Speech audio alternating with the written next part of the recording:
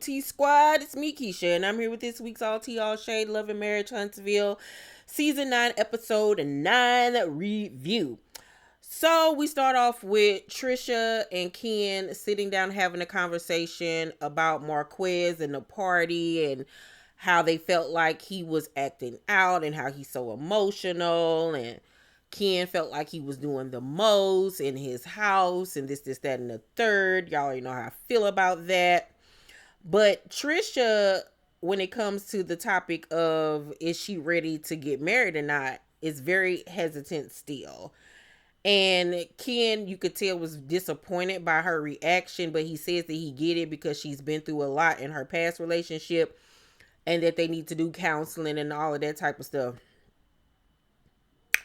You know who Ken remind me of? Ken reminds me of the little NFL, little college player Travis Hunter and his fiance, the little girl that we didn't found out is a hoe. That's what this is giving me. It's like Ken, little tink tink, because it's like the signs are there and he is just choosing to ignore all of them. That lady don't want you like that. You are a comfort to her, a sure thing. She knows she got you, but you don't do it for her. You don't light her flame like that, okay? She's still out here and she fucked around on you with Martel. And I don't understand why he don't get that. Why doesn't he not get that?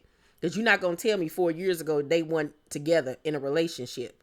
You're not going to make me believe that that is not true when you was on her while she was married and Marquez was still in the house and you was sending her emojis and nasty text messages like, get out of here, get out of here, get out of here. But whatever. He dumb. He blind to the facts. Whatever. Maurice goes over to Martell house so he can have his annual church sermon. And he tells Martell that Martell and Marceau haven't been good ever since Scolt broke down. I see the truth in that. I see the truth in that a lot. But I also think that they were never really friends in the first place. You can tell they had a friendship where when they became friends, Martell was on top. He was the big man, had the wife, the kids, the house, the cars, the successful business, and all of that type of stuff. And Marceau was the look, working at the movie theater, fat, chubby, didn't have money like that, all of this type of stuff. And then when Martell's life started to go down and falter and Marceau's went up, the power dynamics changed. That's why I don't think that they really ever was friends like that in the first place. I think that Martell liked being above or having more than Marceau. And I think that Marceau was envious of Martell's lifestyle and loved when he became the big man on campus. So I think there was always this competition there between the two. Maurice then goes on to talk about Mel and how she was coming for him with the DUI, going around talking to everybody about it. And he says that Mel ain't gonna do him like she did Martell, which is vilify him. And I'm like, how was she vilifying you just by asking questions? Like, you walk around asking everybody questions and being in everybody's business. Like, you don't like it when the tables is turned around on you. He then says that Mel is projecting being hurt and embarrassed by what happened between her and Martell, and that he hasn't seen the real Mel in years, and that he then tells Martell that he ain't gotta project what people project him to be. This man tried to be so prolific. And this is what Mel was talking about. You want to go on these tangents and have these mega speeches and counsel everybody and give everybody else advice. But then when it come to your shit, y'all don't want to talk about it. It's ixnay, isnay on the conversation, nay. And y'all want to be tight-lipped and you don't want to hear nothing from nobody else. But then you got so much to say about what everybody else got going on. Like, you're proving her point correct. Like more so, I mean, Maurice, you can't say nothing about nobody and they life. You simply cannot. It's literally the pot calling the kettle black. Man, you just got a whole DUI. And then went back to the club and continued to drink and post it on social media like that shit was cute. And then when you get called out on it, Mel is hurt and she's projecting and this, that, and the third. How we, quote unquote, 9 seasons when it's really only like 6 or 7. But how we all these seasons in and we just not finding out you got a whole daughter? How we all these seasons in and we still don't know nothing about you no more than what we did when the show started. All we know about Maurice is that he married to Kimmy, an older woman. He's a schmex addict. Let him tell it. He got a daughter we ain't know nothing about. He's a helicopter parent.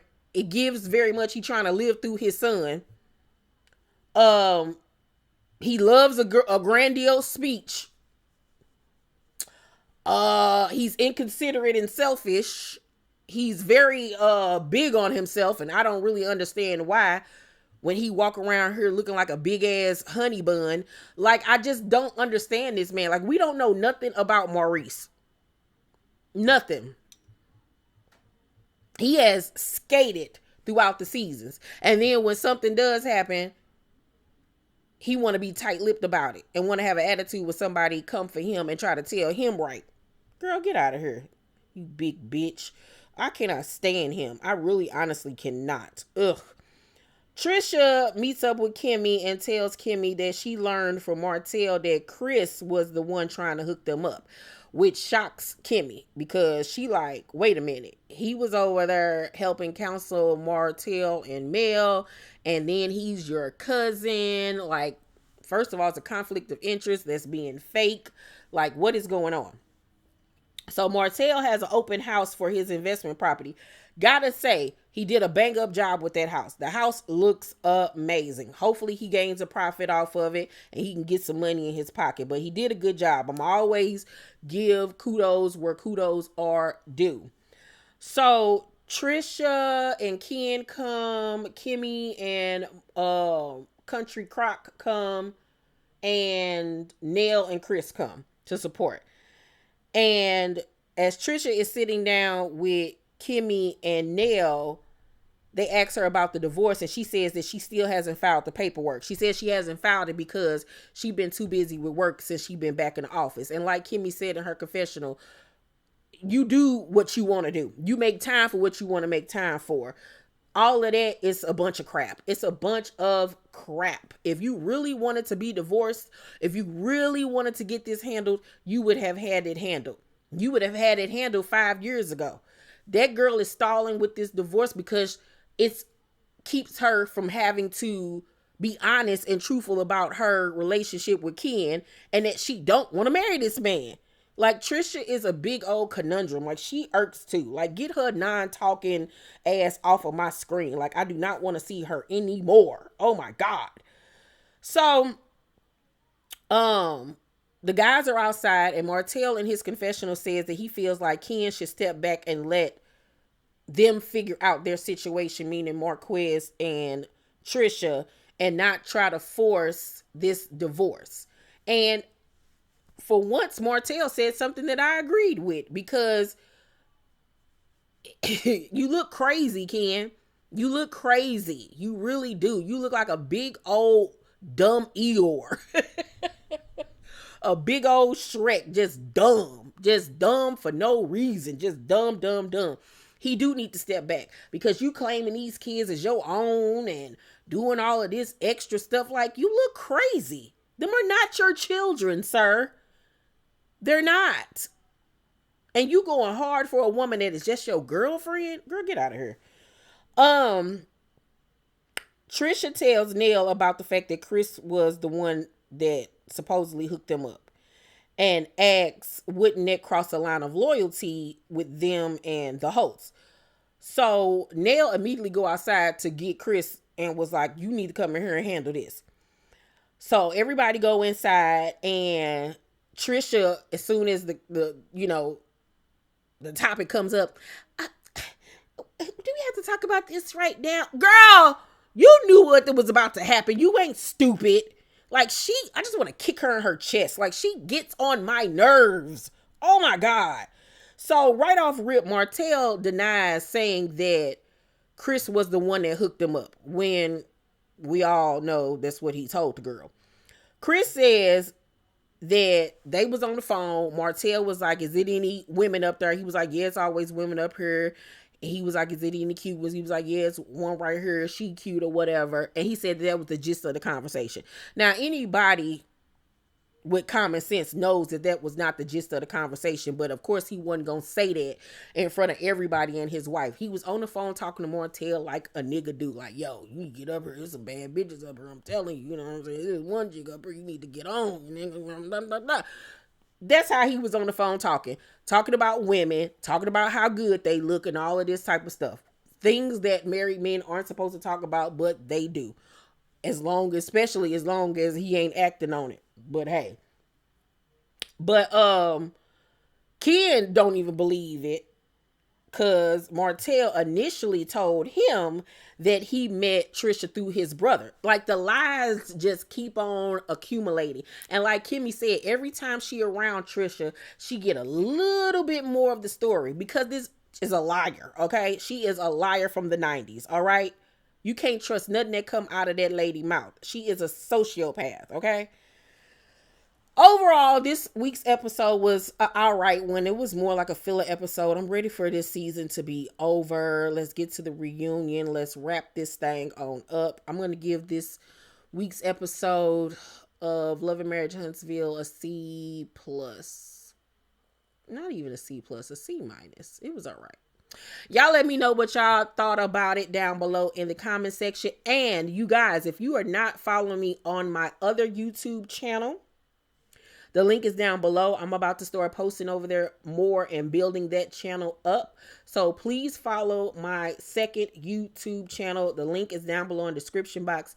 And also, if you're not following me on Patreon, please do so. We just wrapped up. Well, we're wrapping up season 1 of Cross. The last 2 episodes are going up this week. So you can watch Cross along with me. All of my reality show reviews that I do watch-alongs over on Patreon, so you can watch the episodes with me. So join me over there on Patreon, and if you have not subscribed to my channel, please do so. I love you guys, and I will see you on the next one. Bye.